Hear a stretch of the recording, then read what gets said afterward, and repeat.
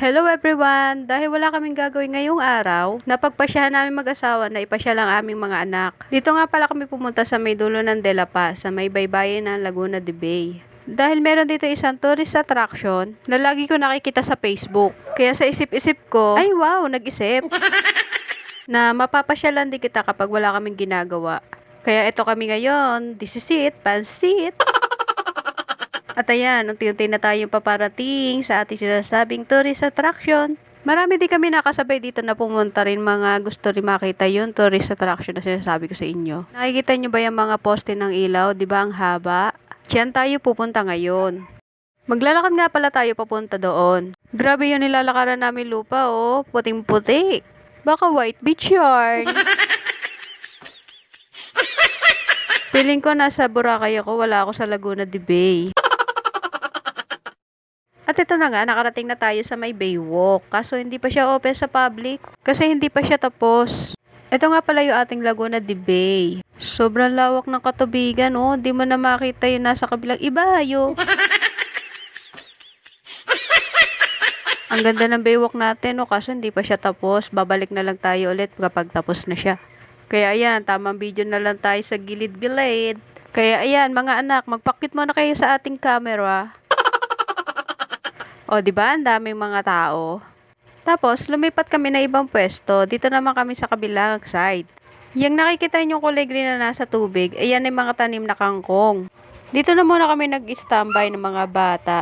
Kasi dito medyo malilim, tapos malakas ang hangin, kaya komportable sila, hindi sila maiinitan. Tapos meron ditong parte na matigas na yung lupa, kaya yung mga bata nakababa. So kaya pinayaga ko na rin silang maglaro dyan kasi wala namang ganyan sa amin, walang mga damuhan. Puro bato na lang. Tsaka meron din pala dito nagpapalipad ng saranggola dahil malakas ang hangin. Kaya sabi ng asawa ko, gagawa rin siya ng saranggola para pagbalik niya dito ulit, magpapalipad sila ng saranggola. Tapos ako, eto, piling turista. Nandito ako ngayon sa ibabaw ng napakataas na tulay. Itong tulay nga palang ito ay nagduduktong sa dulo ng De La Paz papuntang dulong Malaban. Oo, mga anak, pakit ulit sa camera. Sa gitna nga lang ako naglalakad dyan kasi sobrang taas niya. Para kang umakyat ng flyover sa sobrang taas. Nakakalula. Lilipat na naman tayo na ibang pwesto. May pupuntahan tayong lugar. Sobrang daming tao pero simple lang naman tong lugar na to. Pero napakaraming tao talaga. Pamilya, mga nagpupuntahan dito, mga babarkada. Tamang tambay lang sa gilid. Tapos may mga makakainan ka din dito, mga naka-food cart. Ayan, marami sa gilid din. Kaya hindi ka magugutom habang nakatambay ka. Yung iba nagpuntahan na doon sa may bandang Laylaya, nagtatampisaw na sila sa tubig.